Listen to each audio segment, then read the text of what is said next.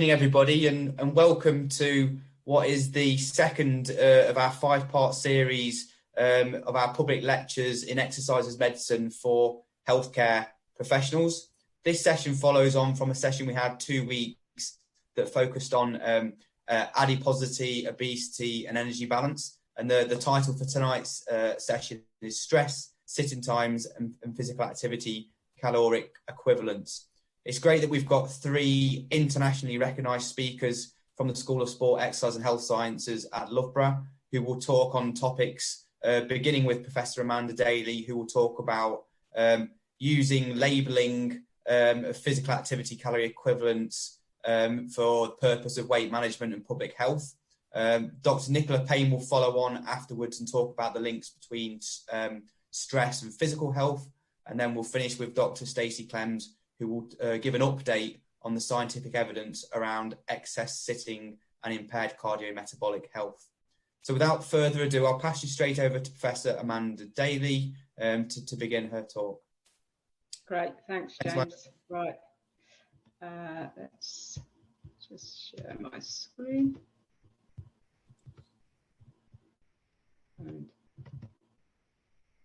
Great.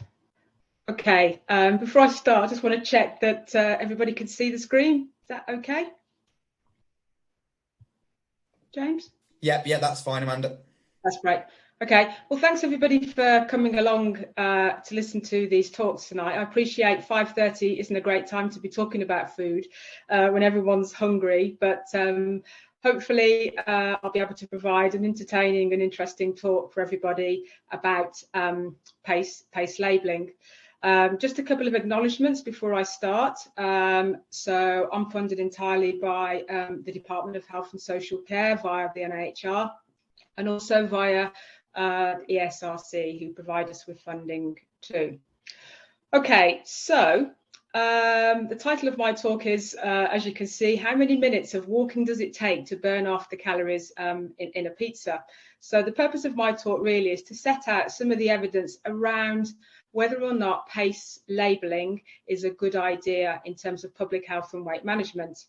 And just for everybody on the call tonight, PACE labelling is effectively when you label food with the amount of physical activity required to expend the calories in food.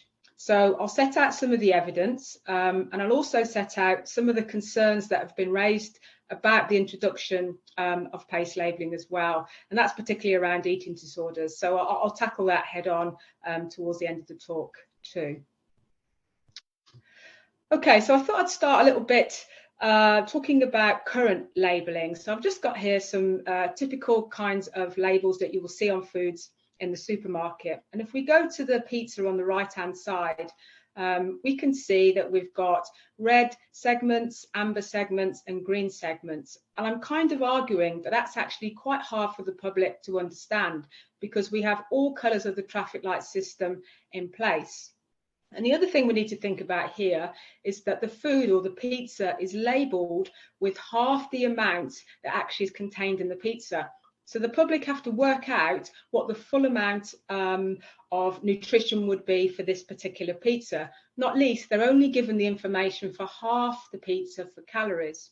So that, again, is quite hard for the public to work out. So the idea is that PACE is an alternative, an easier kind of context for the public to be able to understand the energy in foods in order to be able to kind of make a decision about whether they want to purchase this food or not. And we do know that the public find traffic light labelling quite difficult to understand. You can see there's lots of information on these types of labels. And so, again, the context for PACE is to really try and make it easier for the public to be able to select the kinds of foods that they want to consume. So just following on from that previous slide, we were quite interested in understanding what the public understand themselves around different types of labelling, particularly around traffic light labelling, because that's the most commonly used type of labelling. So we commissioned Ipsos Mori, which is a marketing company, and we asked them to ask the public about what they think about traffic light labels and whether they actually look at them when they're making decisions about what to eat. So we had a sample across the United Kingdom, and we asked them the question, do you look at traffic light labelling? And we found that around 63% never looked or sometimes looked at traffic light labelling. And so then we asked them, why don't you look at it? You know, the labelling's there to help you make good decisions about what to eat and buy. So why don't you look at it? And these were the three key points that the public made. They said that they weren't sure what they should be looking at. They don't understand them and they're too complicated and they never notice them. And that's why they never look at this type of labelling. So it seems to me that, you know, we really do need to think about how we're going to label food. There's no point in having labelling if most of the public aren't looking at it. And so again, I'm going to kind of propose today that potentially PACE might be a type of labelling that the public will be prepared to look at and think about when they're making decisions about what to buy. Just to put things in context a little bit, so the law will change next year in April in England, and it will be the law for businesses with more than 250 employees, including cafes, restaurants and takeaways, to display calories. So lots of places do it now. It's not the law, but from April, when you eat non-pre-packed food, soft drinks, it must by law demonstrate the number of calories in food. So that gives us potentially an opportunity to think about also introducing PACE labels alongside that in the future. So that's sort of where we are in terms of generally thinking about labelling that we've got in place at the moment. So I want to turn our attention now to thinking more specifically about PACE labelling. As I've already mentioned, PACE labelling is about converting the calories that are in food into the amount of physical activity required to expend the calories in foods. And really, PACE labelling is about nudging the public towards making healthy decisions. And I'm going to set out some of the kind of different advantages and disadvantages potentially of PACE labelling. But before I do that, I thought I might share with you my favourite food. So my favourite food in the whole world is apple crumble. So after this talk tonight, I have decided to treat myself to a portion of apple crumble, but always with cream, never with custard. And if I want to eat my apple crumble tonight, which is about a small to medium-sized portion, it will take me 37 minutes of running and about 74 minutes of walking. So I need to decide whether I really want the apple crumble or whether I actually really want to consume that amount of calories. I probably will consume it, but yeah. So the idea again is just to nudge people to think about whether they actually want or need that amount of calories. Okay, so with any good approach to evidence-based public health, we need to think about the harms and particular sort of disadvantages alongside any potential advantages. So I thought I'd just talk a little bit about some of those now. So I've already mentioned that we know the public underestimate the amount of calories in food. They also find current labelling quite difficult to understand. And PACE labelling is really about trying to put that calorie information in context to make it really easy for people to understand. And of course, we also have issues around child overweight and obesity. And in any labelling system that we introduce, we've got to think about making sure that that information is also accessible and easy to understand for children as well as adults. If we think about PACE again more broadly, it's a constant nudge to achieve energy balance. I mean, I think there are lots of factors that impact, I guess, obesity, but ultimately it is about making sure that we think about energy balance. And PACE labelling allows us to bring two behaviours together to be able to hopefully achieve energy balance. We also know that most of the population aren't doing enough physical activity. It's a real issue. You know, we're not doing enough physical activity. We don't have enough population-wide physical activity interventions that encourage the population consistently to think about more physical activity. And if we label food that in this way, that might give us an opportunity to really nudge the public towards thinking about activity and good energy balance. potentially more importantly, out of all the things that we potentially talk about today, we need to think about persuading food companies to reformulate. Actually, if food companies were encouraged or mandated to think about displaying PACE labelling, they won't want it to show that it's going to take X amount of hours to burn off the calories in their food. So that might force them a little bit to think about portion size of food, but also the content of food. And we're actually seeing that happen in America already. It's applicable worldwide, and also we know from evidence that the public find it helpful. So there's a few good reasons there why we might decide to introduce PACE labelling. But as I've already mentioned, it's really important to think about the potential harms as well, and issues around implementation. So in terms of disadvantages, we need to think about what type of activity. We've all got our particular preferences for different activities. I'm a runner, so I just think in terms of running, but obviously that's not the case for everybody. How would we depict PACE? Is it cycling? Is it swimming? Is it running? Is it walking? What would it be?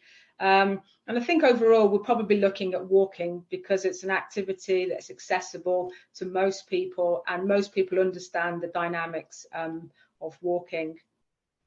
I guess I'm kind of putting across quite a positive spin on PACE labelling, but I think we have to accept that there's no guarantee that the public will look at it. They might ignore it in exactly the same way that they ignore current or don't look at traffic light labelling. So I don't think we should make the assumption that the public will even look at PACE labelling. Question I get asked a lot is about, do we need different types of PACE for different populations depending on body weight? And I'll address that issue specifically in a second, but it's not my view that we will need different PACE for different populations. And then there is, it has been raised with me a few times about the possibility that PACE labelling could lead to eating disorders and disordered eating. And again, I'll address that particular concern in a second. And then not all calories are equal. And that is true. I accept that the calories in fruit, or 100 calories in fruit, is better than 100 calories in chocolate, and I think that's a fair criticism of PACE labelling.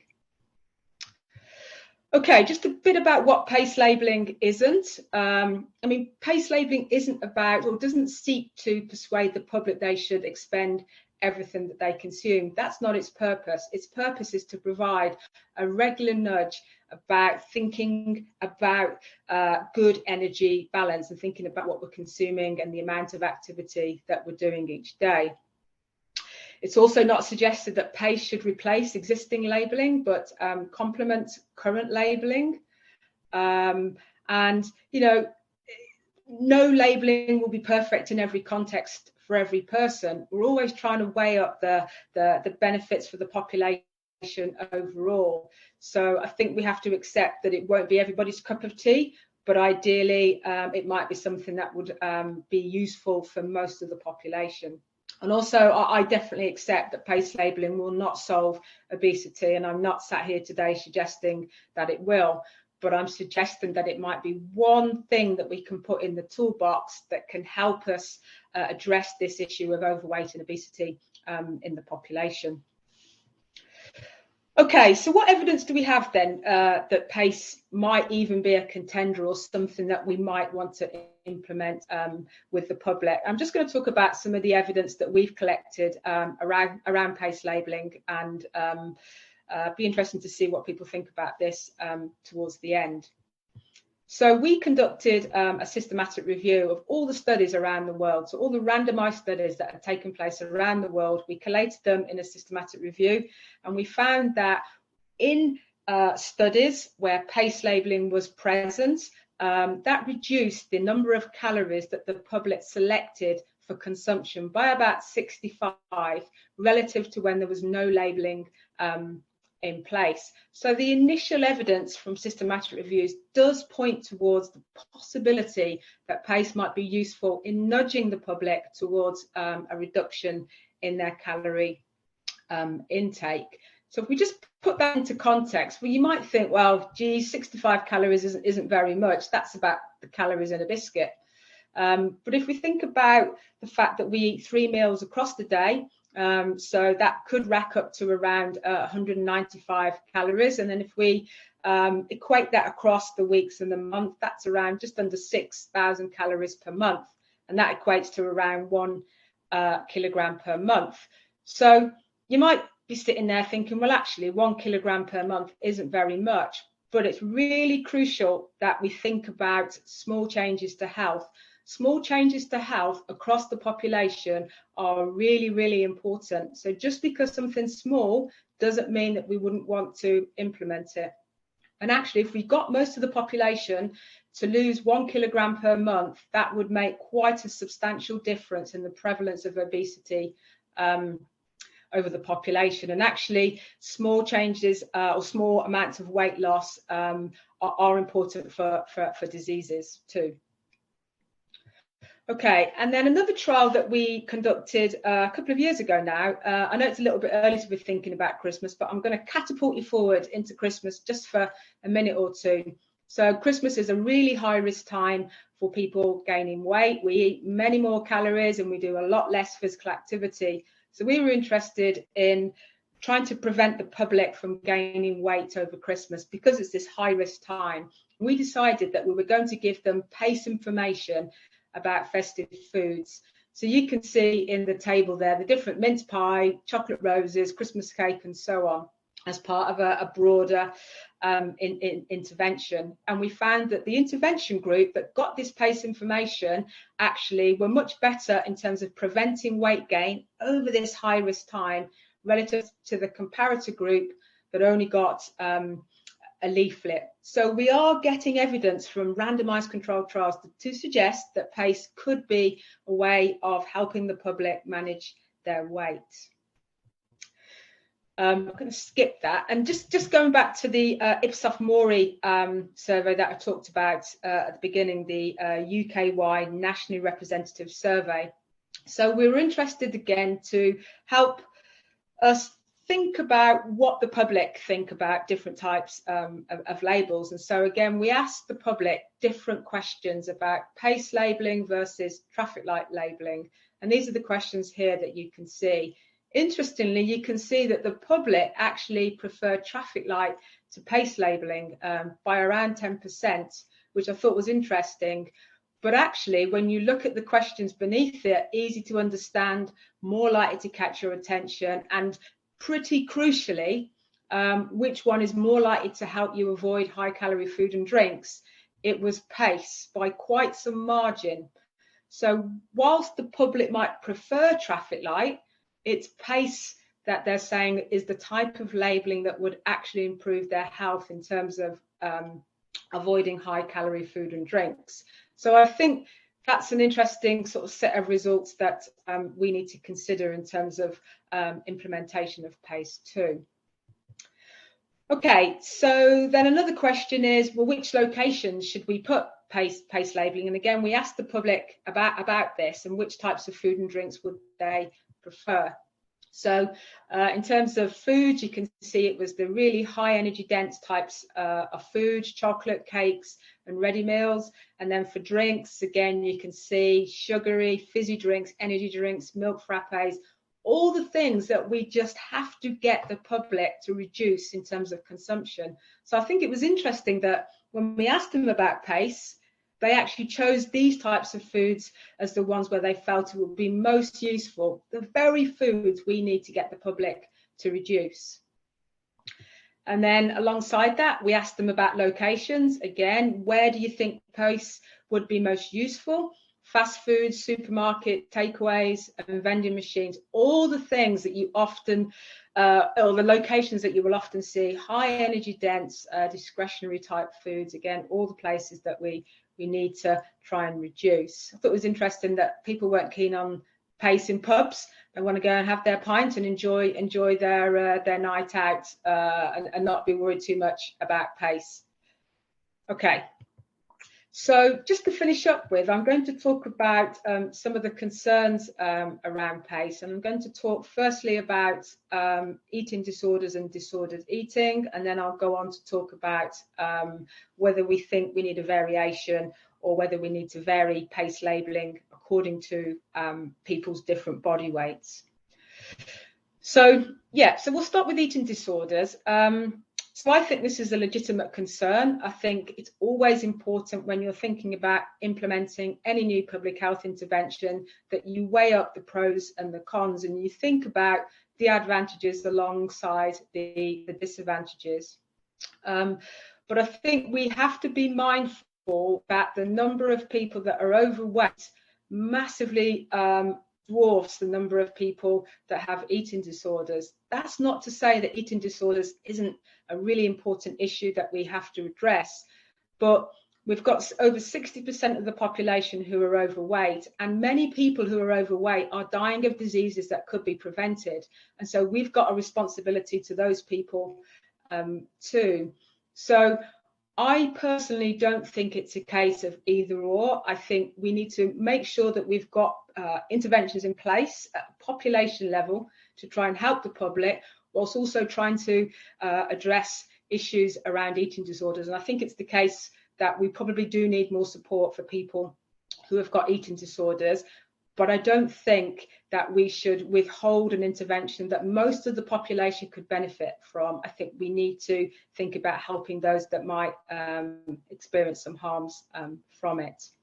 Trials have shown that school obesity prevention interventions at a wide scale do not lead to an increased risk of eating disorder symptoms, and I think that's important to note. And also in the Christmas trial that I showed you earlier, there was no evidence of disordered eating in the group that got the PACE information. And again, I think it's always important to weigh up the risks and the benefits. And I think overall, potentially, that the benefits outweigh the risks. And then another question I get asked a lot is, well, you know, Amanda, we need different PACE for different body weights. You know, we need to think about men and women, children and adults. We've all got different body weights. So wouldn't the calculations be different for people who have different body weights? And I don't believe that to be true. And I don't believe that to be true for a number of reasons. So PACE labelling isn't an absolute science. It's just supposed to be a guide to nudge the public towards making good, healthy decisions about what they eat. And it's supposed to serve as a kind of useful picture, not provide tailored individual nutrition advice. And if we think about the information that the government currently give us, so men should consume around 2,500 calories and women around 2,000 calories. So that's just an estimate that we're given. It's not an absolute. I'm a woman, and you probably can't see me now clearly, but I'm quite small. So actually I don't need to eat 2,000 calories. I probably need to eat a little bit less, but it just gives me a guide about where I need to be. And PACE is exactly the same. It's just a guide to give people a feel for what they should do in terms of expenditure. And actually, I haven't got time to talk about the variations in the calculations now, but when you do the calculations, it's actually pretty small. So I don't think it's something that we should have to worry about. Although a good compromise could be an upper and a lower body weight range, in the same way we have the recommended daily calorie intake for 2,500 for men, 2,000 for women. We could potentially have something similar for PACE. So in summarising, I think the evidence overall looks promising. I think it's something that we should look at. I think the public think that it will help them to reduce the number of calories that they select and consume. And also I've showed you evidence around the fact that PACE information may prevent weight gain, particularly high time such as Christmas for weight gain. I mean, really critically, it may drive reformulation by food companies. Cadbury's aren't going to want to know that their Cadbury's flake or their chocolate dairy milk are going to take you 2 days to burn off.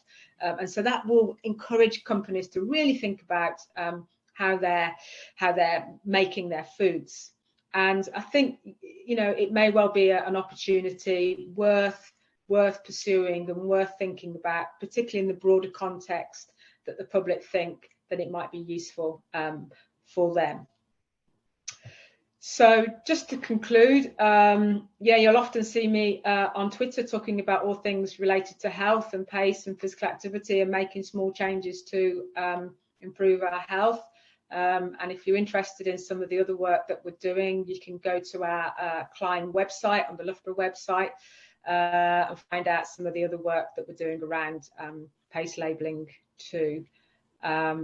So that's me. I'm happy to take any questions now and at the end. So if I stop. Sure. Thanks, Amanda. That was brilliant. Really, really interesting. I've put out on the chat for questions from anybody, but we've not had any yet. But I've got a question, Amanda, just in terms of, have you had any comments from the food industry about this change in packaging?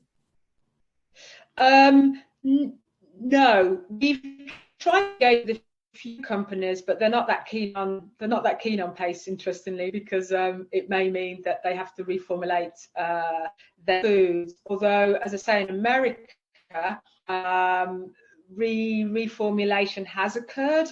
So when the Affordable Care Act came in America, that encouraged the companies to think about the calories in their foods, because they didn't want their foods to be showing huge amounts of calories.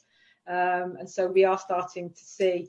We're starting some new work with vending machines.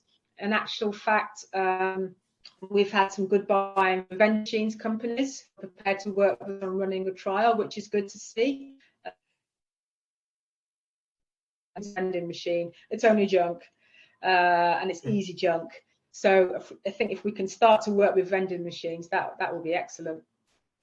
Yeah, I heard an interview with the old Chief Medical Officer, Dame Sally Davis, talking about obviously when we wanted to tackle smoking cessation in the UK, there was clearly a lot of fight from the tobacco companies, but basically saying that the fight that's coming back from the food industry now in terms of obesity and changing food products is even more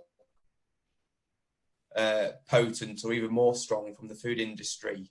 So yeah, I'm just interested in how this will roll out and what fight there might be from certain people. Yeah, we talk about the fight. So obviously we've got the sugar sweetened beverage tax now, and there's a big old fight around that too. But actually we found that the content of those types of fizzy drinks has been reduced when the government put in place the fact that you will be taxed if your ratio is above a certain amount.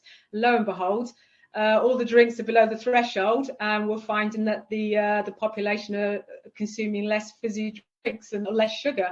So it can happen if the government wants it to happen, and we need the food industry to work with us on this. We can't do it alone. We've got to persuade them that it's important, but unfortunately it's money that often persuades these companies to think about changing what they do.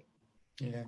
Oh, thanks, Amanda. Oh, can you see the chat, Amanda? There's a question from Kevin. Or a comment. Probably prefer pace to food labelling, but is it because we don't have a single system of food traffic light and roads pushed? Yeah, I'm not 100% sure about the preference. Part of the preference result, I think, is that the public are used to seeing the traffic light, and then we introduced something that was completely new. So it might have been that we're asking their preference for something that they've never seen before, rather than a genuine preference for one over the other, if that makes sense, because you're asking them something they've never seen before, and so people will always sway towards the thing that they're familiar with rather than something that's entirely new. So yeah, I agree there should be one simple system. It's interesting because, again, one of the things that I didn't have a chance to talk about today is actually that I think the public would like a combination of the two. They'd like a combination of the traffic light labelling, but also some information around pace. And again, that might be a reasonable compromise so that you give people all of the information, but clearly we need to think about not overburdening the population of the public with information, because we know just giving people more and more information is not always a good way to change health behaviour. We've got to think about context and about what context will be best. But I agree, one simple system would be a lot easier. And also in all of this, we mustn't forget about children. You know, if we're serious about getting children to think about the decisions that they're making, it's our responsibility and no one else's, it's ours to make sure that that information is put in a way that children can understand. You know, the current labelling, most children haven't got a chance. Brilliant. Thanks a lot, Amanda. I think we'll pass on to Nick in the interest of time. I think there's possibly another question coming through, but maybe we can pick that one up at the end, sure, if that's okay. But yeah, thanks again, Amanda. That was really good. Great, thank you. So with that, we'll pass across to Dr. Nicola Paine, who's one of our resident experts in stress and is going to talk to us today about the links between stress and physical health. So over to you, Nicola.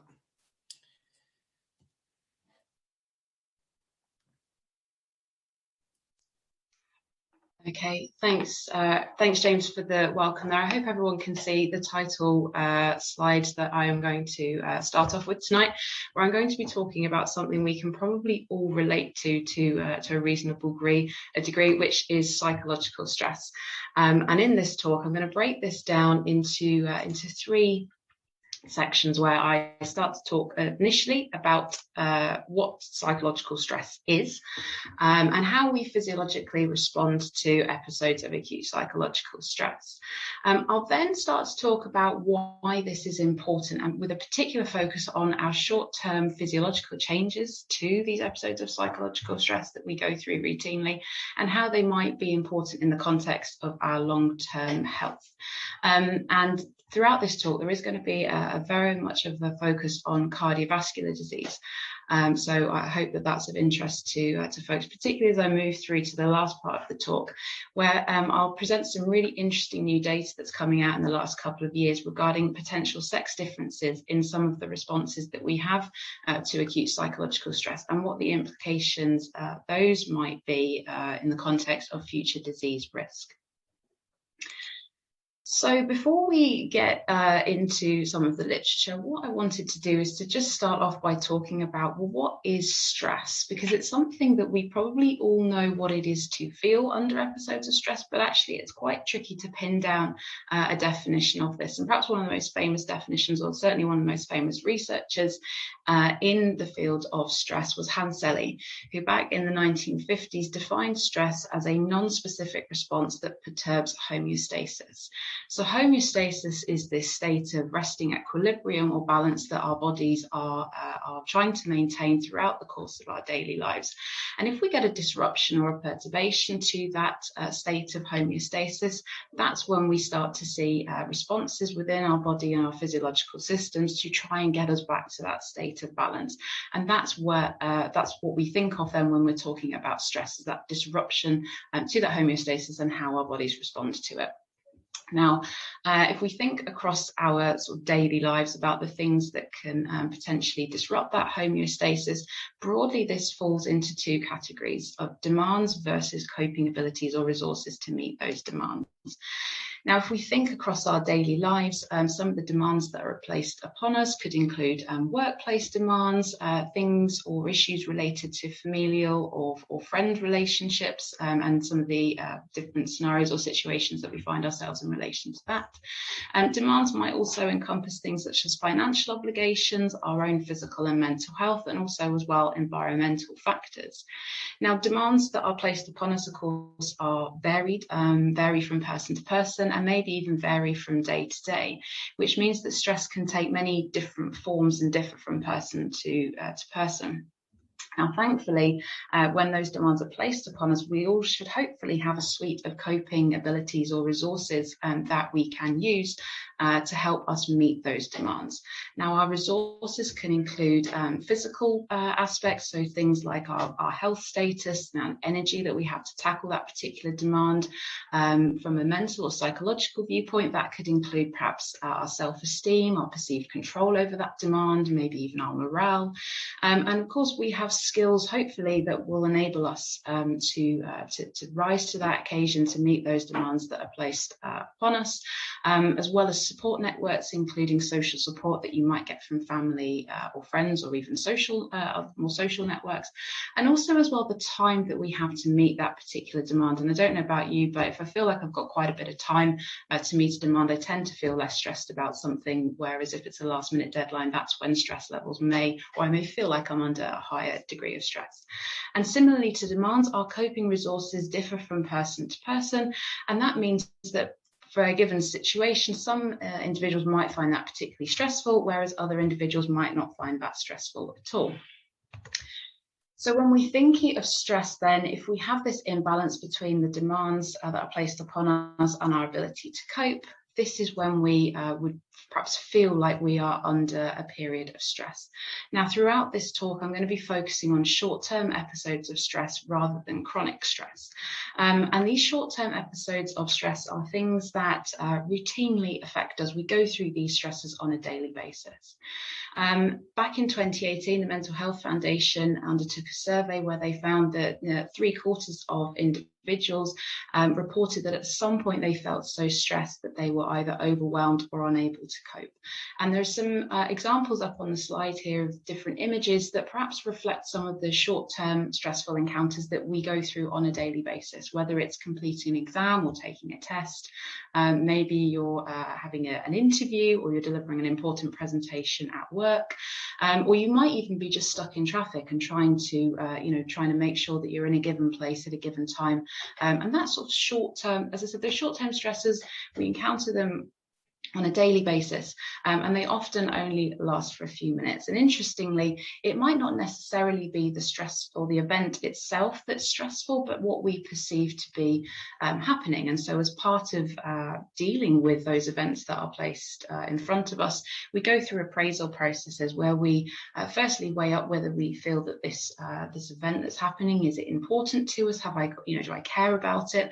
And if we view it positively, then we perhaps don't have a stress response. But if we view it in the context of it's maybe challenging or a threat to us, we then go through a secondary appraisal process where we figure out, have I got the capability to cope with this situation?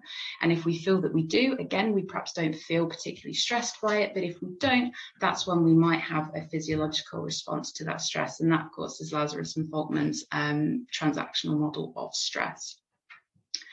So when we're thinking about our stressful event as it happens, now our bodies are fantastic in the sense that we are sort of designed to deal with these short-term episodes of stress. And our stress responses generally are adaptive in the sense that they are designed to provide us with hemometabolic support in order for us to survive. And perhaps one of the most famous examples of this is the fight or flight response, which I'm sure the vast majority of people on the call this evening have heard about. So what happens is when we have our stressful event, our stressful scenario, we get activation of the amygdala region within our brain, and that sends a distress signal. That distress signal then activates the hypothalamus to kind of kickstart the sympathetic nervous system by sending signals through the autonomic nerves down to the adrenal glands. And it's within our adrenal glands that we get a pumping out of hormones, including adrenaline, that go out into the bloodstream and then start to act on our physiological systems within the body. And that typically tends to manifest as changes in heart rate, changes in blood pressure, and maybe even increases in cardiac output from the cardiovascular system.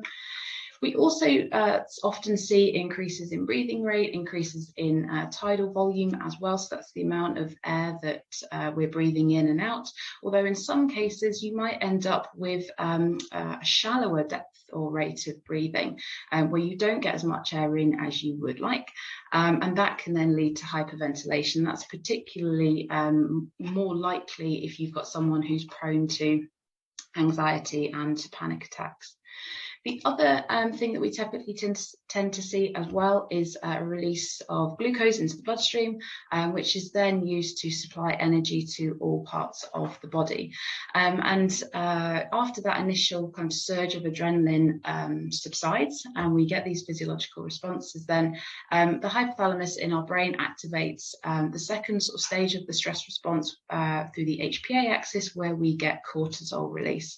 And as soon as that stressful event then tends to pass, our cortisol levels drop, and we get an activation of our rest and digest system. So the rest and digest system is kind of contrasting to the fight or flight response. They work together to make sure that our bodies are in this resting state of homeostasis. And so if we think of our bodies as a car or a vehicle, the fight or flight response then might be the equivalent of pressing on the accelerator in terms of getting things to speed up or increase in order to help us deal with that stress, whereas the rest and digesting system then, that's where we're sort of gently applying the brakes to slow the car down again to make sure that we're then traveling at a safe speed. So in a lab setting, we're interested in psychological stress in terms of viewing what these physiological responses look like. And we have a range of tasks that we use in our lab setting here at Loughborough, but also other groups around the world use this to try and test out different physiological systems in our bodies. And broadly speaking, these stress tasks fall into two types of categories. So the first category is what we call an active stressor. Now, this is a sympathetically driven response where you tend to see those increases in heart rate and blood pressure and all the other measures that I've just kind of gone through on the previous slide. And typically in these stress tasks, we're asking participants to actively engage in those tasks. So they are trying to respond to whatever demand we're placing upon them. These tasks might take the form of mathematics or mental arithmetic. Another task that we use is a colour word matching task, which is the Stroop task, and some of you may have heard of that particular type of task. But what we're doing there in the Stroop is we're presenting people with a series of words that are written in different colour ink to that which the word is. So, for example, if I had the word red spelled out, but it's written in a blue ink, we're asking our participants to say the colour of the ink and not the word. So that in that case, you'd want them to say blue. Other tasks that can be used include public speaking, which is a fantastic task in terms of ecological validity because that simulates an interview or simulates a speech that you might be having to give in real life. And often those public speaking tasks are designed to be quite provocative by asking individuals to speak about a topic that is perhaps quite controversial, or it might be that it's the counterpoint or the counter position to their particular stance on a topic. And we also use a mirror tracing task as well to induce these increases or to induce stress and therefore look at the physiological responses, where individuals are asked to complete a task but looking in a mirror. So they see kind of the back to front version of the task, and obviously that can be quite stress inducing to try and make sure that you complete that task with as few errors as possible. Alternatively, sometimes we use passive stressors to look at the parasympathetic responses to stress and changes in some of those parameters. And two, perhaps the most famous types of paradigms there include the cold presser task or the cold presser test, where participants are asked to submerge a limb, usually their arm or maybe their foot, in some cold water, which is around 4 degrees centigrade. So it's not ice cold water, but it's pretty close, and it is actually very cold. And we ask participants to try and leave their limb in that water for a couple of minutes or as long as they feel comfortable to do so. And another task that sometimes gets used is looking at medical slides from a catalogue of images. Now, I appreciate with some those of you that work in the medical sector that perhaps for you might not feel too stressful if that's something that you do on a daily basis. However, for people that don't have a medical background, some of those images can be, can induce a sympathetic stress response, parasympathetic stress response. So why are we interested in acute psychological stress? Well, the main reason is that there's a large body of evidence which looks at this and demonstrates that it's a risk factor for acute myocardial infarction or a heart attack. And some of the early evidence for this came, or sort of more substantiated around the start of the millennium, with a big analysis that was conducted by Yusuf and colleagues and published in The Lancet back in 2004.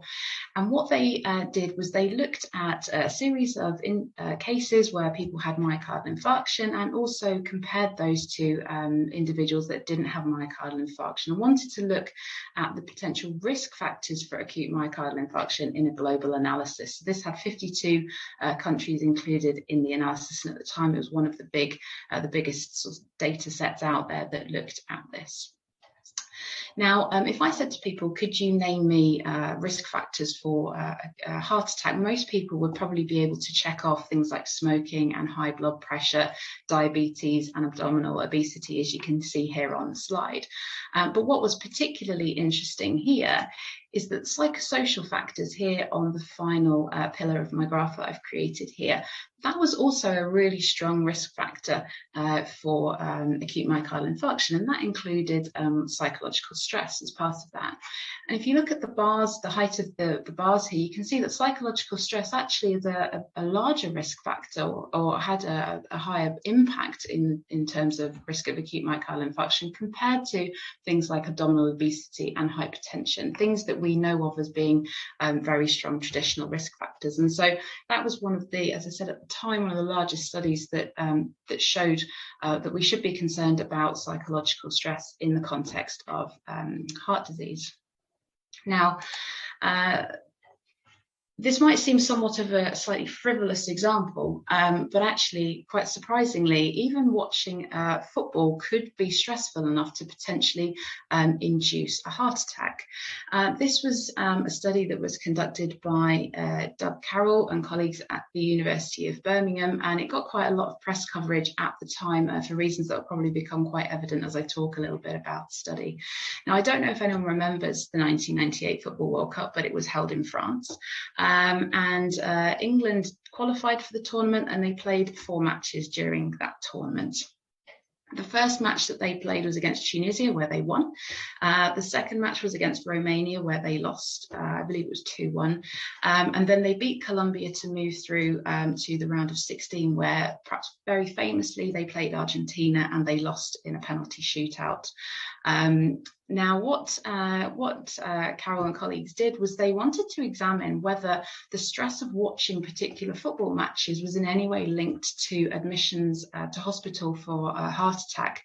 And they did this using hospital data that was collected both during that particular year in 1998, but also compared it to the year preceding and also the year after that 1998 World Cup.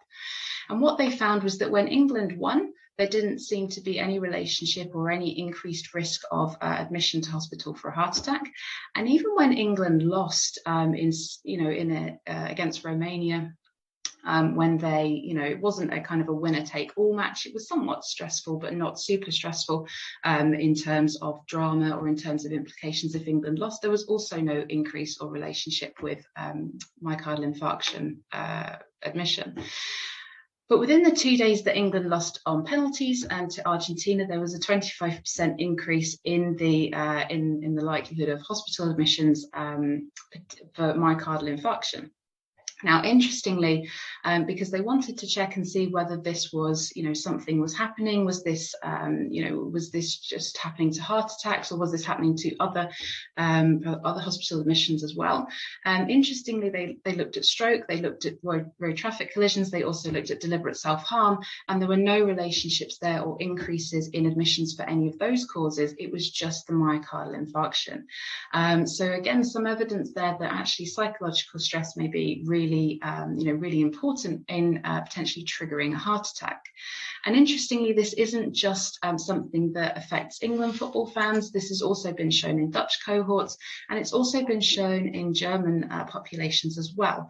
And after the 2006 Football World Cup that took place in Germany, researchers there took a look at what happened in terms of cardiovascular events on the dates of football matches involving the German football team, of which there were 7 matches. Now, what they saw was that there were the largest increases in these cardiovascular events were evident in the knockout matches, both against Argentina and versus Italy. And really interestingly, that the highest number of events were observed within 2 hours of the start of a match. So some further evidence there that perhaps the stress of watching football might actually be triggering a lot of these heart attacks. And similarly to Carol and colleagues, they compared the same dates in years preceding the Football World Cup, and it didn't seem to be any kind of seasonal pattern or anything, related to that particular time of year. It did just seem that we had these increases seen during these particularly stressful events. And that sort of led to the question of, well, what might the mechanisms of this be? And they further published another paper to take a look at this, where they compared participants who had an acute coronary syndrome during the Football World Cup matches, and they compared those patients to individuals who were they called it the ACS reference group. So these were cardiology inpatients who were screened for any kind of emotional circumstances or any increased levels of self-reported stress during or after the World Cup. And in that group, there was no individuals who had any kind of psychological stress that might have been related or contributing to their ACS. And in comparison to these two patient population groups, they then compared it to a group of healthy volunteers who had no cardiovascular risk factors, no heart disease or anything at all, and they were recruited after the World Cup. And what they looked at, well, they looked at measures of inflammation, they looked at vasoconstrictive factors as well, and they saw that for the study groups, so these were the individuals that had the acute coronary event during the Football World Cup, the striped bars here on the graph, there were increased levels of inflammation compared to individuals that didn't have, that didn't have any of that psychological stress reporting prior to either their acute coronary event or to the healthy volunteers.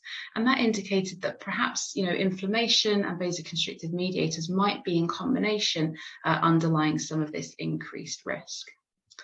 So a lot of the psychological stress literature now that we're looking at is we're trying to see how maybe if we respond to psychological stress in a particular way in a lab setting, does that go on to predict your likelihood of future coronary events? And this is some data from when I worked in North Carolina, where we looked at this in heart failure patients. Now, we were interested in this, and this is a really important, point with regards to this literature, is historically, we always thought that if you had these really large responses to stress in the context of, big blood pressure increases, big heart rate increases, that actually that might increase your risk of cardiovascular disease. And actually maybe, a smaller magnitude of response might be considered to be healthier. But there's a growing literature now which indicates that kind of a bit like Goldilocks, we don't want sort of too small a response, we don't want too big a response, we want something that's kind of just right and in the middle. And if you imagine it as an inverted U, we're looking for kind of that moderate medium level of response. So we wanted to take a look at this in heart failure patients to see if how they respond to stress in the lab was predictive of heart failure related outcomes, including whether they were then in hospital as a result of their heart failure again, or whether they died during a follow-up period.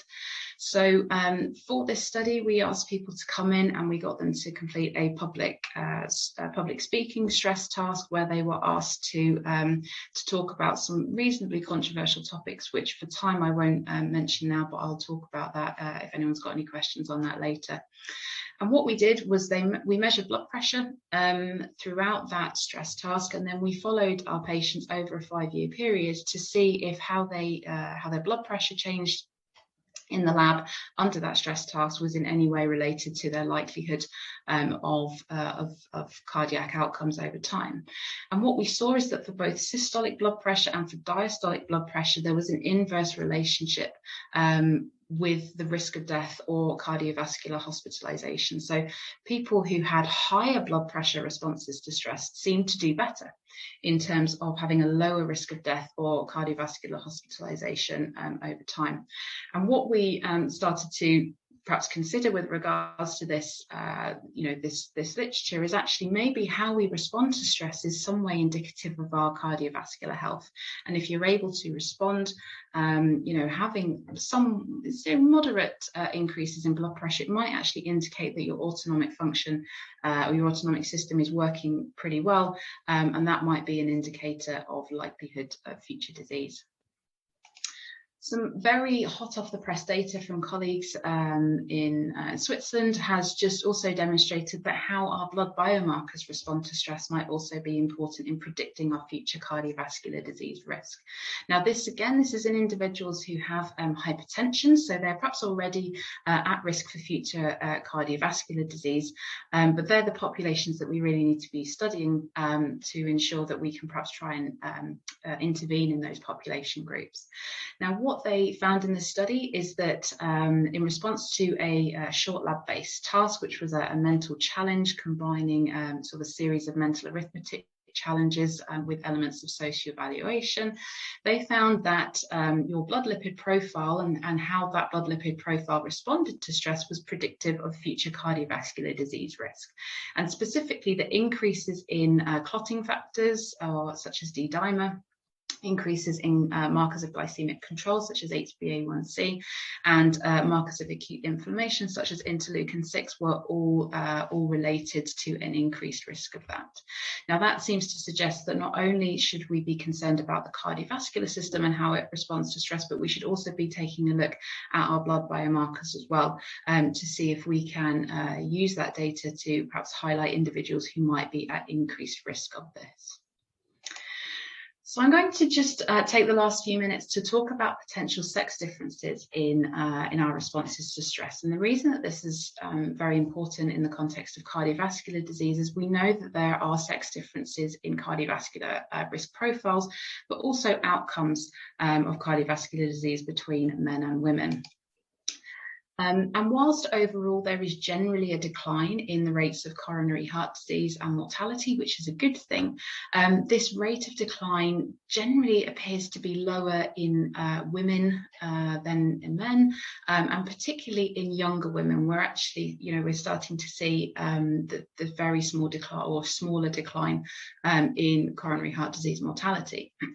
We're also starting to see increasing incidence in myocardial infarction in younger women as well, and actually somewhat worryingly higher, evidence of higher case fatalities in women, and also higher in hospital mortality as well. And that's coming from some of the large epidemiological data that's available in the US.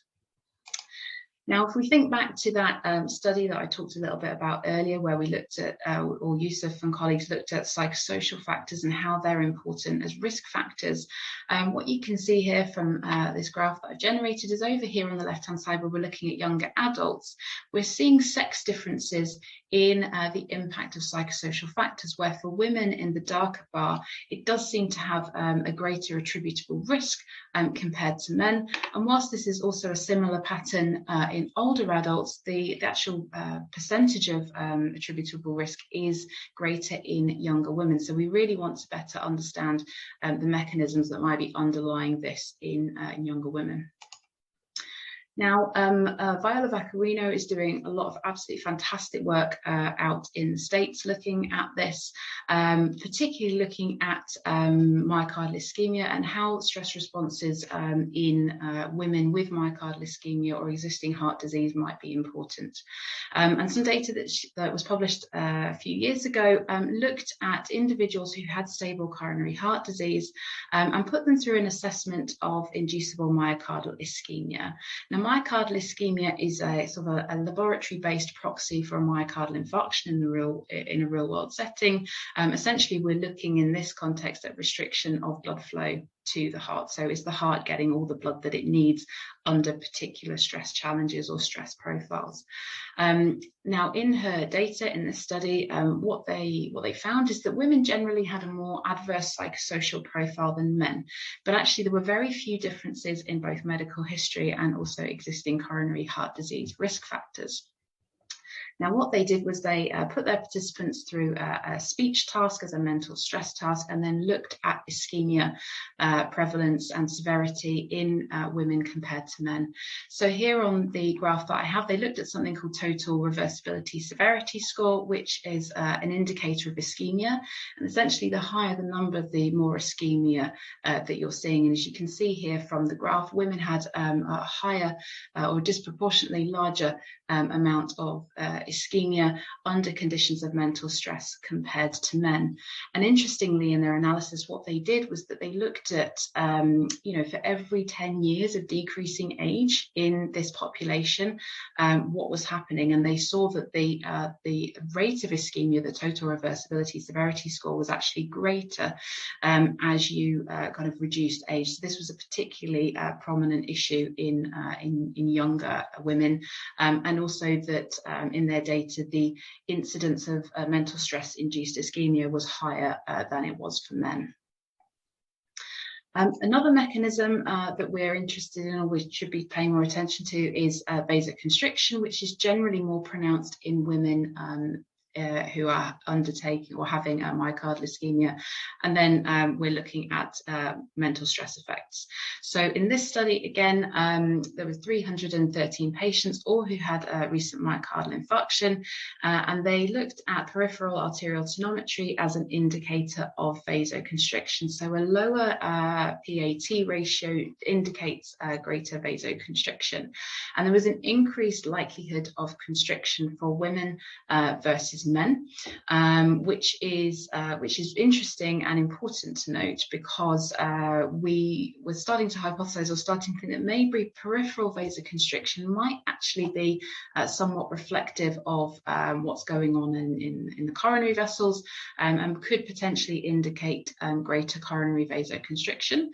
It might also indicate that there's a harder pumping of the heart. The heart is having to work harder to pump blood around the body, which could be due to increased resistance in the circulation as well. So vasoconstriction might also be a mechanism that's different in women compared to men. The other final kind of mechanism that we're interested in, if we think back to the start of the talk where I showed you some data around the German football studies, obviously they showed that vasoconstriction was important. They also showed that inflammation was important as well, and we're starting to see more data coming through which indicates this is also important as a sex difference in men versus women, and particularly in women who already have existing heart disease. So in this study that was published last year, this group, they put both men and women through a psychological stress task, and then they measured their acute inflammation both at rest before the stress task and then 90 minutes post stress task as well. And what you can see here is under conditions of rest, women had a higher resting inflammatory profile compared to men, and they also had a larger increase in their inflammatory response to that psychological stress task for 90 minutes post stress. Now, what's really interesting about that, unto itself, that's an interesting finding, but what they were able to do in this study is to then use that data and look at whether this was in any way predictive of future major adverse cardiovascular events, including things like being hospitalized or having a heart attack. And what they found is that in women who already had existing heart disease, there was an increased likelihood of a major adverse cardiovascular event that was linked to the magnitude of the inflammatory response. And in women, they had a 56% increased risk of future events compared to men. So in men, this wasn't in any way, it seemed to be predictive in this data set. So again, kind of more evidence, or some very initial evidence that inflammation has an important role to play in this relationship between stress and heart disease, and particularly perhaps more so in women. So just to kind of conclude before, I'm happy to take any questions if we've got time. I hope what I've given you tonight is an understanding, or a very kind of brief introduction to the world of acute psychological stress, and how the psychobiological responses to episodes of acute stress might act as a trigger for heart attacks, and how that some of our responses may also be predictive of future cardiovascular disease risk, and in particular note the new and exciting data that's looking at potential sex differences in these responses and how that might underpin cardiovascular disease risk. I don't know if we have time for questions, because I think I might be a few minutes over, so apologies for that, but I'm happy to be contacted by email if anyone wants to get in touch after tonight's session, and thank you all for your time. Brilliant. Thanks very much for that, Nicola. Really interesting talk. We've got We haven't got any questions on the chat at the moment, so we can take some at the end. I was just going to ask a quick one about the sex differences. Does that higher risk for for females differ depending on whether females are pre or postmenopausal? So that's a really good question. So most of the data that was presented tonight, those women would have been perhaps over the age of 50, so perhaps in that kind of perimenopausal window. We do know that there is an increased risk of cardiovascular disease for women as they get older. And that's normally tied to a reduced risk of or a reduction in estrogen. But I believe there is also some data that is starting to come out which shows there are inflammatory differences even in younger women as well. But there's definitely a lot more work that needs to be done in that area, because historically women have been kind of underrepresented in this type of research, but it does appear that there might be sex differences kind of regardless of age, which is interesting. Yeah, brilliant. And just, can you see the chat there, Nicola? Because there's one question. If we just have that one and then we'll move to Stacy. Yeah, no problem. So the question that's coming in, does research show that if different people were given the same type of stress and the same coping resources, they may still react to stress differently, or may still have different coping abilities to stress? So that's a really good question. That's going to be quite tricky to answer quickly, but I will try and do my best. So one of the things that's interesting about psychological stress responses is we do see a little bit of natural variability within people. So even when they are given the same type of stress to do in the lab, you may get individuals that do have quite a large magnitude of response, and then individuals that have the same, perhaps given the same task, maybe don't respond to the same magnitude, or may not even respond at all. So broadly speaking, by and large, the types of tasks that we do generally tend to see the same kind of trend. But actually, we're also interested in why certain people don't respond to that stress, and is it because there's something within their physiological systems that perhaps aren't, activated or switched on or responding in the way that we might consider to be healthy. So that's another area of research that's growing, and I hope that kind of answers your question. But if not, please do get in touch, and I'm very happy to have a chat about all things stress. Brilliant, thanks, Nick. So in the interest of time, we'll pass on to Dr. Stacy Clemes, who is our resident expert in sedentary behaviour and health. And Stacey's going to give us a bit of an update around sort of evidence linking excess sitting to impaired health. Brilliant, thank you, James. I will just share my screen.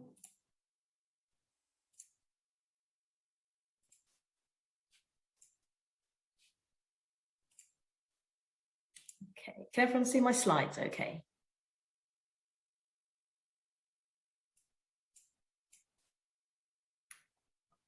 Okay, so good evening, everybody, and welcome to the last talk of today's session. So as James said, my talk is going to focus on sedentary behaviour and cardiometabolic health. And as part of this, I'm going to provide just a bit of an update on where we are in this area of research. Okay, so just really a quick overview of what I'm going to cover this evening. So I'm going to begin by just introducing the topic of sedentary behaviour. I'll be defining it briefly and talking a bit about its prevalence. And first of all, answering the question, well, why actually should we be concerned about sedentary behaviour? I'll then move on and talk about the evidence which shows the links between associations between sedentary behaviour and cardiometabolic health, and provide a bit of an update on some of the recent evidence in this area. And then I'll go on and address a question which I'm quite often asked, and that question is, well, how much sitting is too much? And I'll try and address this as best I can for you this evening. I'm also hoping to have a bit of audience participation in the session tonight. So if you're willing to get involved, I just have one question for you quite early on in my talk, but I'm using the Vvox app. So if you've got a phone or a tablet or a different device with you right now, and if you're keen to get involved, then if I could ask you just to connect to the Vvox app. So all you do is follow the address shown on this slide, so www.vvox.com, and then it will ask you to join a meeting, and the session ID for this is just shown at the bottom of the slide here. So if you do go to the VVox app, hopefully you're having a chance to connect now. If you can join this session, so 166-014-452, that will be brilliant. There will be a question for you all shortly. Okay, so, and I'll remind everyone of the session ID shortly when we get to the question, if need be.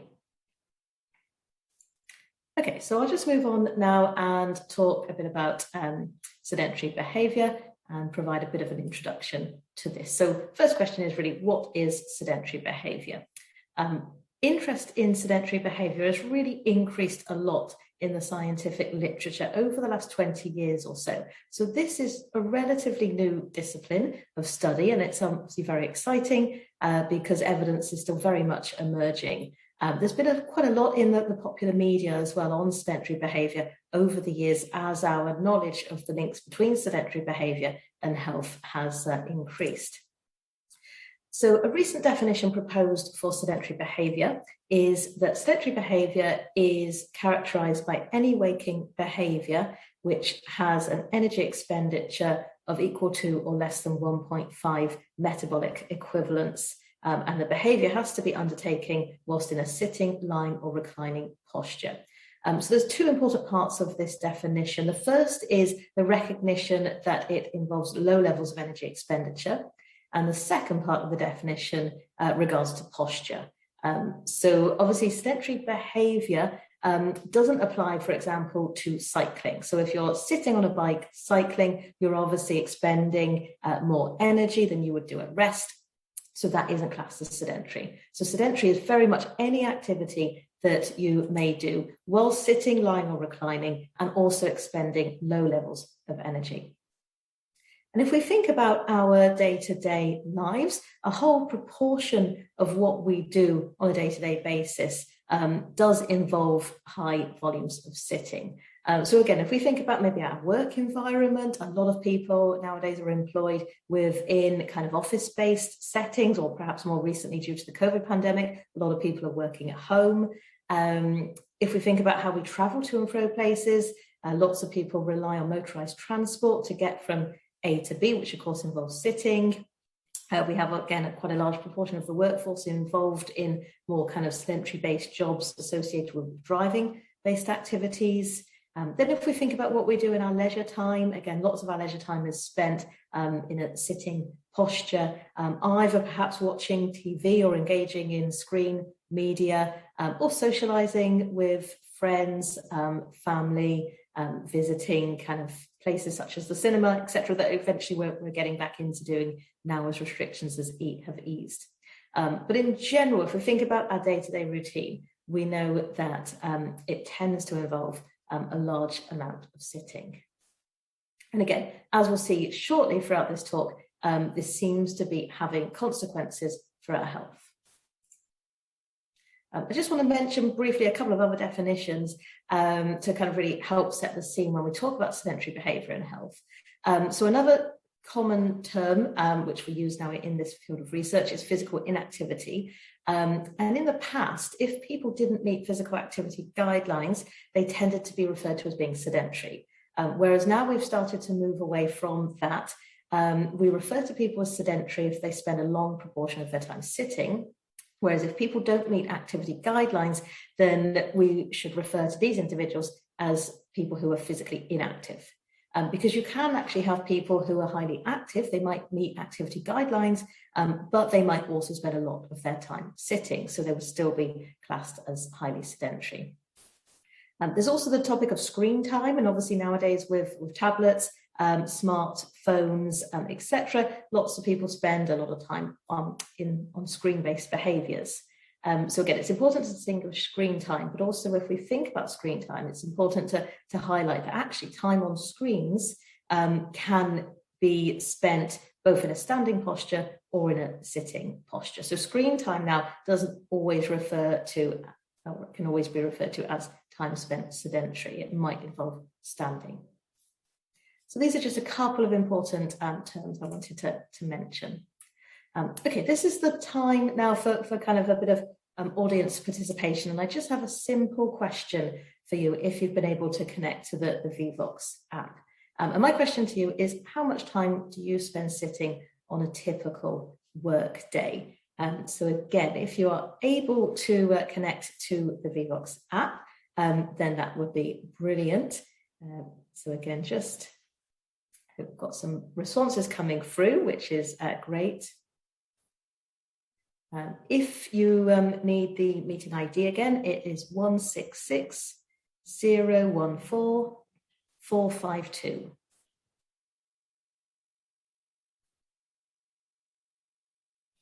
So I'll just give it a couple more moments to allow the responses to come in. See a good amount of responses coming in. Thank you, everyone. If you're welcome to write it down or put the number in, and it will just be interesting shortly to see the volume of sitting reported by the audience today.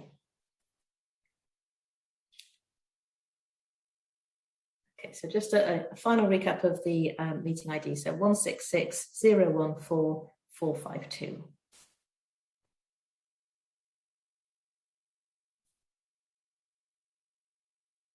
Okay, I think responses have slowed down, so I will close the poll just in 3, 2, 1.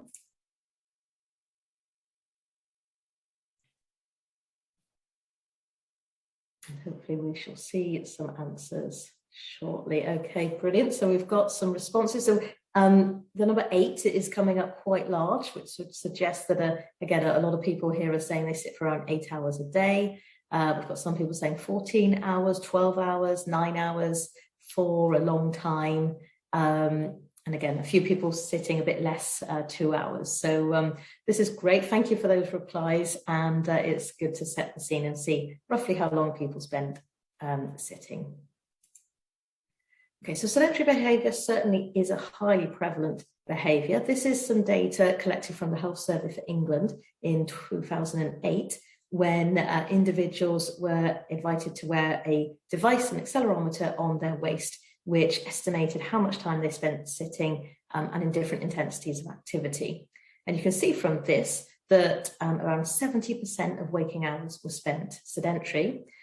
This was equivalent to these individuals spending about 10 hours, just under 10 hours per day sedentary. About a quarter of the time was spent in light activities, and only 3% of the time was spent in moderate to vigorous intensity activity. This equated actually to about 30 minutes a day. So on average, if we calculate that across the week, these individuals also were tending to be meeting activity guidelines at the time. But hopefully you can appreciate from this pie chart here the large proportion of the day typically that most adults spend in sedentary behaviour. And this pattern we've seen in numerous studies. And I should also mention that we see similar trends in children as well. So again, most of children's waking hours, again, a large majority is also spent in sedentary behaviour. So why should we be concerned about sedentary behaviour? Well, as I said, this is a relatively new area of research, and our knowledge of the links between sedentary behaviour and health has really advanced over the last 10, 15 years or so. I'm just showing you the title of this paper here. This was published in 2009, and this was kind of one of the first longitudinal studies that was published that reported a link between sitting time and all-cause mortality and mortality from cardiovascular disease and cancer. And what this study did, it followed up over about 12 years a representative sample of Canadian adults. And these individuals just reported on a questionnaire initially how much time they spent sitting on a typical day. And their responses could range from almost none of the time to a quarter of the time, half the time, 3/4 of the time, and almost all of the time. The researchers obviously followed them up, they followed their medical records, and what you can see on this graph shows the risk of all-cause mortality over the follow-up period. The blue bars are individuals that were classified as being inactive. So these individuals didn't meet activity guidelines. The purple bars are individuals who were classified as being physically active, meeting guidelines. And the real kind of interesting finding from this study was the fact we see a similar trend. We see a dose-response relationship between sedentary behaviour and mortality risk. It's more pronounced in people who are inactive, but we also see that even in people who are physically active, if they reported sitting for almost all of the time, they still had about a 40% increased risk of all-cause mortality in comparison to the people who sat for almost none of the time. And really, this study kind of paved the way for a lot of other longitudinal studies looking at links between sedentary behaviour and health outcomes. And this also started to change our thinking about whether kind of sedentary behaviour was an independent risk factor for poor health. So I'm just going to fast forward now and just show you some more recent evidence from 2019. And this is a meta-analysis of 8 studies which have used a device, so an accelerometer, to estimate time spent sedentary. So this data is moving away from self-report data and using a device. And in this study, the individuals on average were followed up by just under 6 years. And the participants were split into quartiles based on their sedentary time.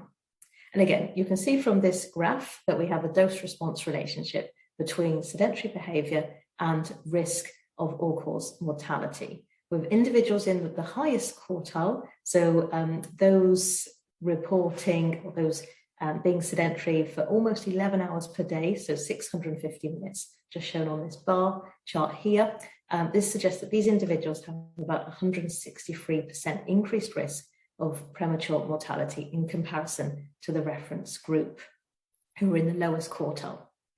So again, this is further research, recent research using a device which is showing this dose-response relationship between sedentary behaviour and mortality.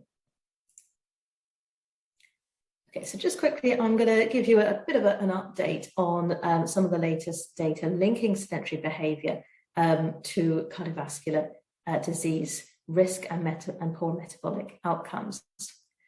So the research I showed you earlier from the Canadian study, again, as I said, that paved the way for a lot of longitudinal studies looking at links between sedentary behaviour and health.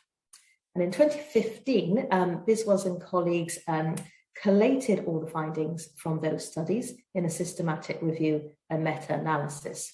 And they basically concluded from this review that in comparison to people who spent the lowest amount of time sedentary, people who had the highest levels of sedentary behaviour had a 91% increased risk of developing diabetes, a 17% increased risk of cancer mortality, an 18% increased risk of cardiovascular disease mortality, and a 24% increased risk of all-cause mortality. And again, we know from similar studies and further evidence that's been collated over the years that there is now strong evidence to suggest that sedentary time is associated with an increased risk of cardiovascular disease and type 2 diabetes in particular. So just now moving and looking at some, again, further recent evidence, looking at what's the effect of sedentary behaviour interventions. So do interventions which target reductions in sedentary behaviour, do they actually make a difference to cardiometabolic health? Well, again, in another review paper published just last year by Hadgraft and colleagues, they again collated evidence from 33 studies which have had a variety of different designs. Some were randomized controlled trials, some were controlled trials, and some were more quasi-experimental studies. But they concluded from their review that interventions which targeted reducing sedentary behaviour have had small but significant beneficial effects on certain markers, which include weight, waist circumference, percent body fat, systolic blood pressure, circulating insulin levels, and high-density lipoprotein cholesterol levels. I should say that, again, these changes are relatively small, but as Amanda was saying in the first talk, if individuals can make small changes over time, this can lead to bigger public health benefits. So again, we now know from the evidence that spending time sedentary is a risk factor for a number of cardiometabolic health markers. And we know that by reducing sedentary time, it can have favourable effects on some health markers. There's been a lot of debate in the literature over the years as well about whether sedentary behaviour is truly independent of physical activity. So again, I just want to mention briefly a recent study by Stamattakis and colleagues, where they followed, again, 149,000 individuals up over just under 9 years. And they grouped these individuals according to their activity levels and according to their and their sitting time. And this colourful chart just kind of summarises their main findings. So first of all, if you have a look on the far right-hand side of the chart, in kind of the red shaded area, these are individuals who undertake very little amounts of physical activity, and their sitting times here range from less than 4 hours a day to over 8 hours a day. And you can see that in this particular group, again, we can see this dose-response relationship between sitting and risk of premature mortality, with individuals who are accumulating over 8 hours of sitting a day having the greatest risk. But nonetheless, in this particular group, in the inactive group, we can see that, again, there's a strong link between sedentary behaviour and premature mortality. And we see a similar thing if we move along to the yellow shaded bar. So this study really emphasises and suggests that in people who are insufficiently physically active, people who don't meet activity guidelines, we see a strong relationship between increased time spent sitting and premature mortality. As we move along the chart slightly, and if we go now to the far left, to the purple shaded section, these are individuals who are highly active. So these individuals are doing over 60 minutes every single day of at least moderate to vigorous intensity activity. And in these individuals, there isn't actually any increased risk associated with sedentary time. So it seems from this study and other research in this area that if you're very active, you can perhaps mitigate some of the detrimental effects seen with prolonged sitting, but you need to be doing an awful lot of activity to mitigate these effects. And most of the population in general aren't actually meeting activity guidelines. So they're not doing even half the amount of activity they would need to do to be in this purple section of the graph. So in general, kind of public health messages going forward really should be promoting both increases in physical activity, but also reductions in sedentary behaviour. Okay, that moves me on really to one of the next questions I wanted to address is how much sitting is acceptable. Unfortunately, I don't have an answer for you on that question tonight. I refer to this really as the $1 million question. At the moment, we just don't know exactly how much sitting is too much, but research evidence is accumulating all the time, which is attempting to address this question, but I'm not sure if we'll have a strong answer ever because there's so many other factors being involved, particularly in terms of how active someone is.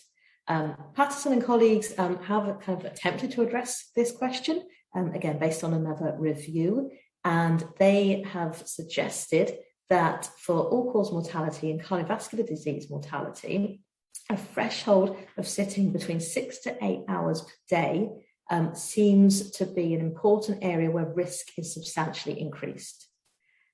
Similarly, they have also identified that watching 3 to 4 hours of TV every day is also associated with an increased risk. So that was the first paper that started to kind of put a number maybe on how much sitting is too much.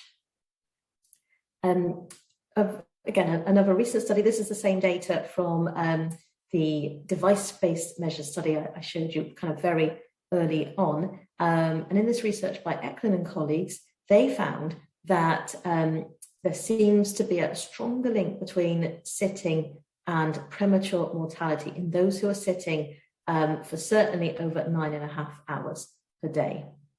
So from this research at the moment, it kind of suggests that anywhere sitting from kind of 8 hours plus seems to be associated perhaps of where risk of premature mortality seems to really be increasing. So perhaps encouraging people initially to try and sit for less than 8 hours would be perhaps a good message going forwards. But here I always caveat this with, actually, it's not exactly just the total volume of sitting that is important. It's also about how you accumulate your sitting time.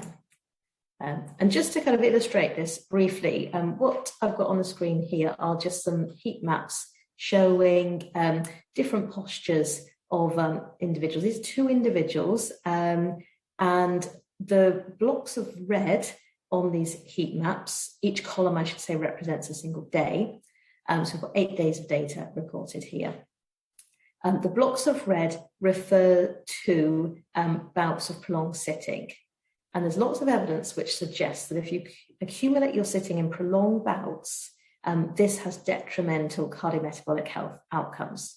The person on the right, you can see lots of lots of greens and yellows here. So this individual is accumulating less sitting, but they're also breaking up their sitting, more so than the person on the left.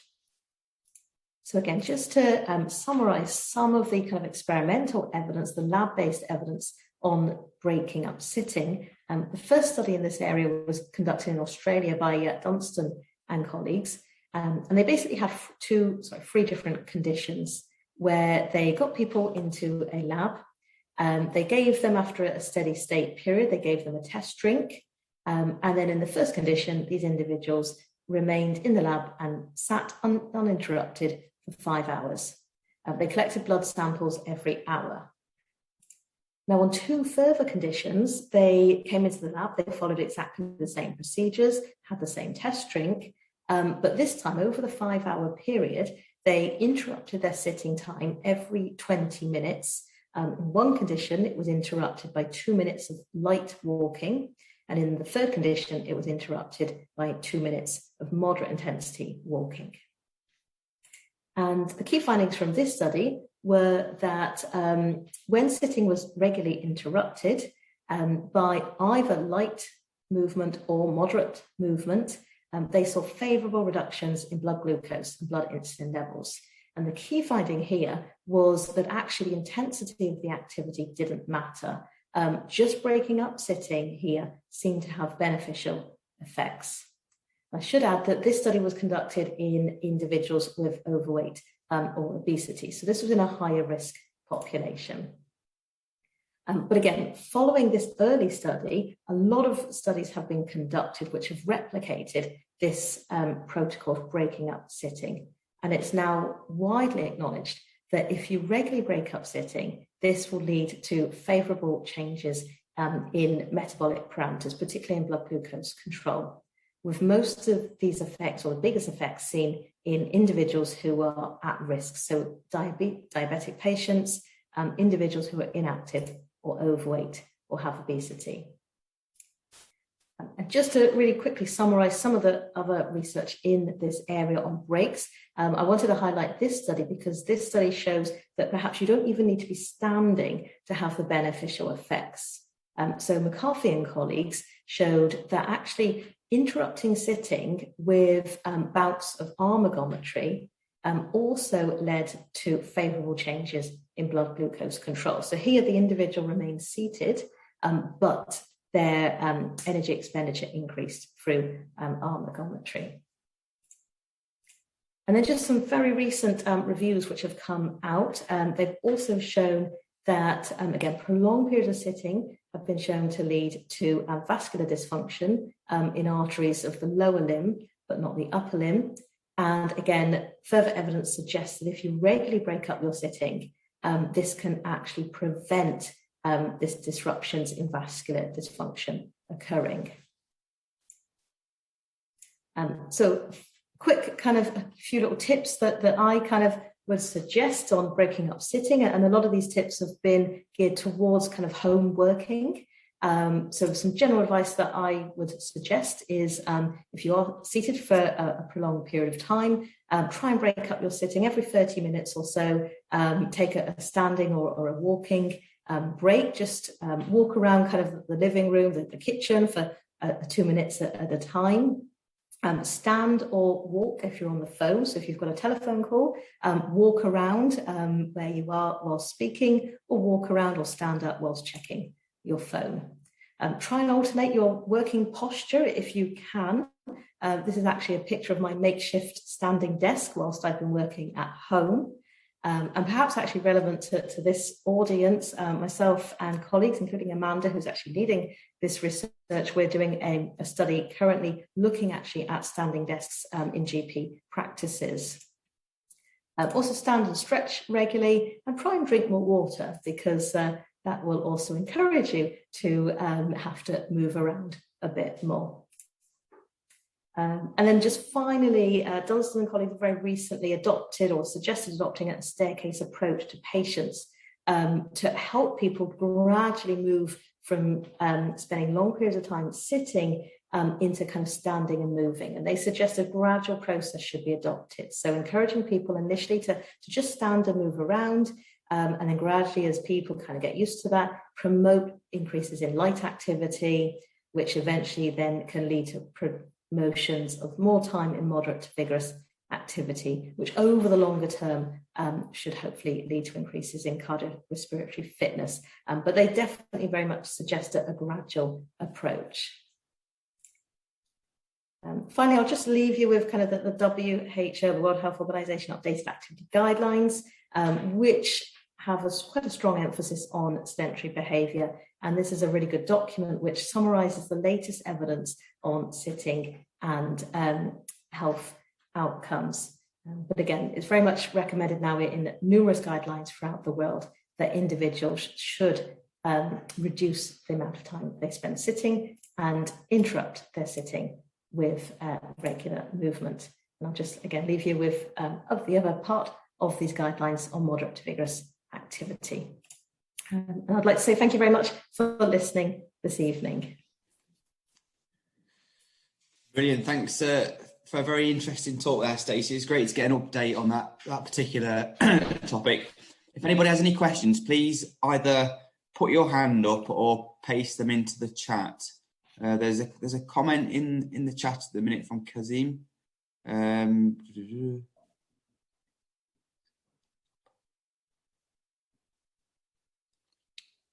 not trying to work out who that one's for. About twins.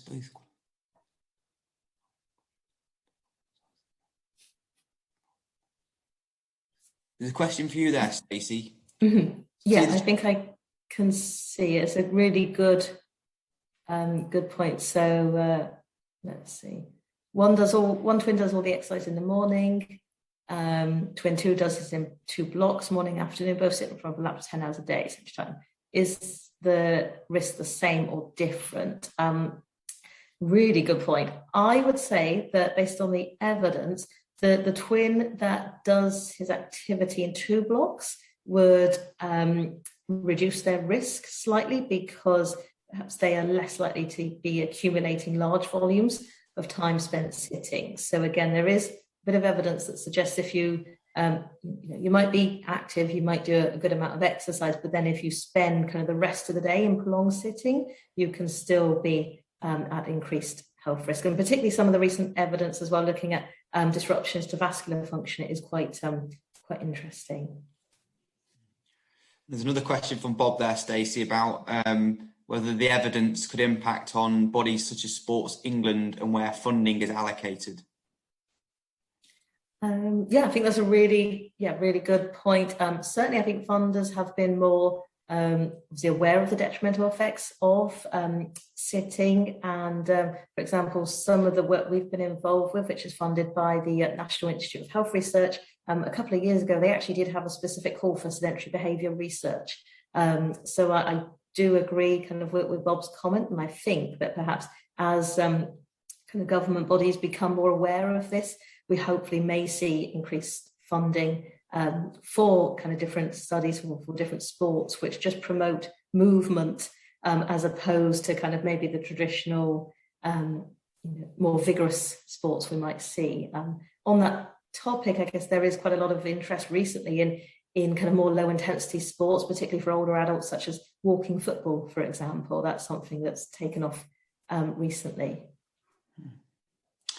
I've got a question for you, Stacey, in terms of some of the epidemiology you presented. So how confident are we that it's sitting that's actually having the main effect rather than possible confounders like diet? Because obviously sitting goes with poor eating sometimes, and it's very difficult to measure it's very difficult to measure diet in humans actually. So do they try and account for diet in some of their analysis? I think that's a really good point, James. Some studies have tried to account for it, but quite a few haven't. And I think that's where we also see quite a lot of maybe discrepancies in the early studies that looked at TV viewing and associations between TV viewing and poor health. Those studies seem to suggest, again, that there's really detrimental effects associated with TV viewing. But I think a lot of that is confounded by dietary choices that people engage in whilst watching TV. But I think the more recent studies, and particularly the studies using devices, have had better control over diet. But I agree, I think it's really hard in any study to isolate the true effects of, is it sitting, is it lack of activity, dietary behaviours. Sure. Yeah. And there's one there that could perhaps Stacey or Amanda could probably answer that one there about standing desks. Do you want to chip in, Amanda? I'll let Stacey do it. She's doing such an amazing job of answering the questions. I think she should just carry on. Yeah, I mean, I do think the standing desks are very effective. Again, I've been involved in a few trials. We've recently completed a randomized controlled trial looking at standing desks in council-based workers, and we have found that they've been very effective for reducing people's sitting time. There is evidence as well from an Australian study that showed that 12 months use of standing desks have actually led to favourable outcomes in terms of blood glucose as well. So I do think standing desks are very effective, but I also appreciate that they do come with a cost. And also you might have a standing desk, but then you might never use it in a standing position. So the individual also has to be supported. They have to be motivated to actually stand. So I think standing desks on their own are good, but they're more effective if they're accompanied by other behaviour change techniques. But if you haven't got a standing desk, then I think you can certainly get huge amounts of health benefits by just breaking up your sitting every 30 minutes with moving around for a minute even at a time. I think the key take-home message I would say today is just regularly break up your sitting. Every 30 minutes, just stand up and move. Brilliant. Any final questions, please pop them in. I might just ask Nicola.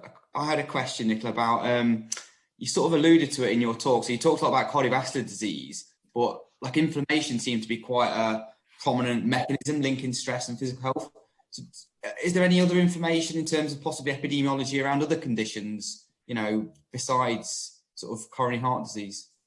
Yeah, so actually we're starting to take a look at psychological stress as a trigger potentially for asthma attacks as well, because obviously there's a big inflammatory component to asthma, and we're starting to see evidence that actually there's changes in in the amount of oxygen and carbon dioxide that individuals are breathing in and out as a result of psychological stress.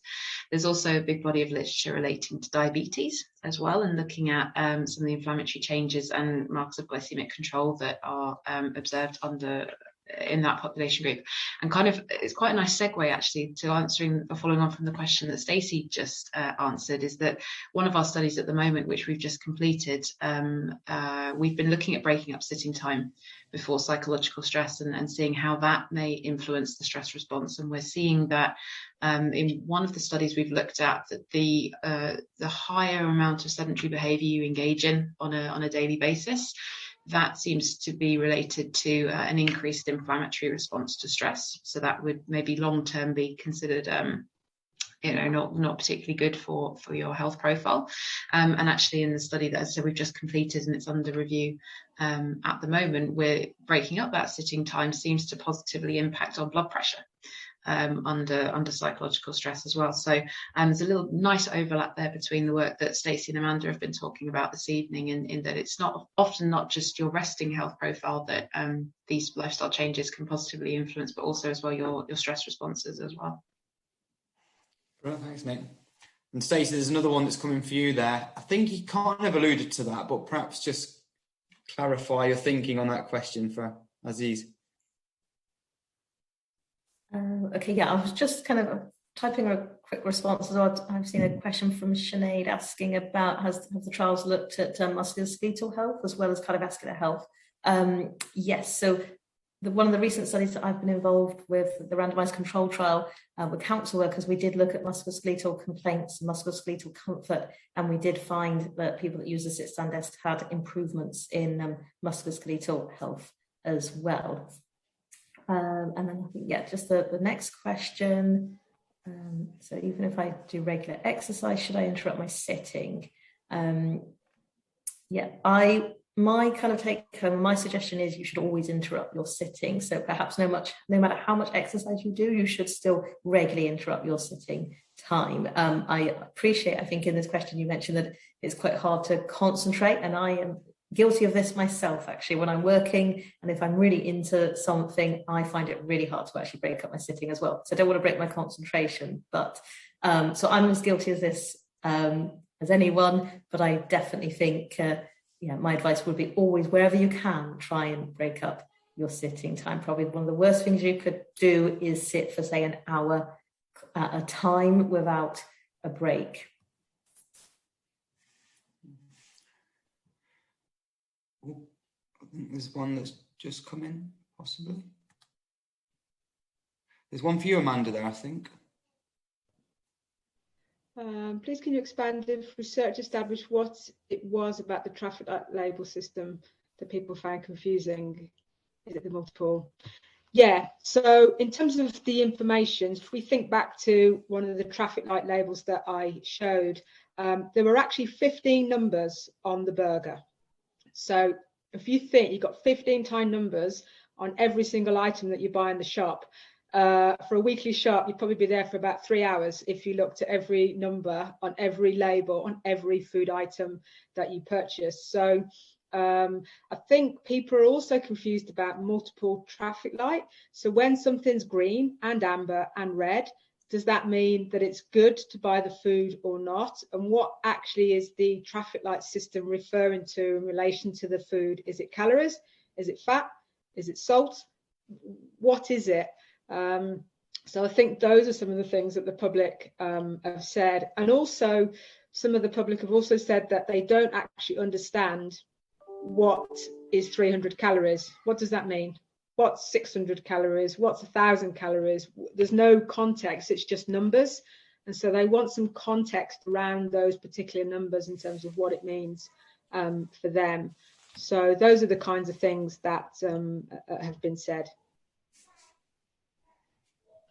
Yeah, I often think, Amanda, I don't even know if we still have homo economics at school now, but that full sense of, what is a calorie? How many calories in this? I always think in terms of like homo economics, that's where children should be taught this sort of stuff. So they have an understanding and, hopefully would help prevent weight gain, from the very beginning. Sure. Yeah, so it is in the science curriculum. They do learn a little bit about calories, but it's about, it's 10 minutes in one session in year 7, and that's kind of it. I mean, I think, for example, canteens and fooding environments in the schools could all, be geared towards educating as part of the purchasing that children do, rather than just feeding them. They should be educating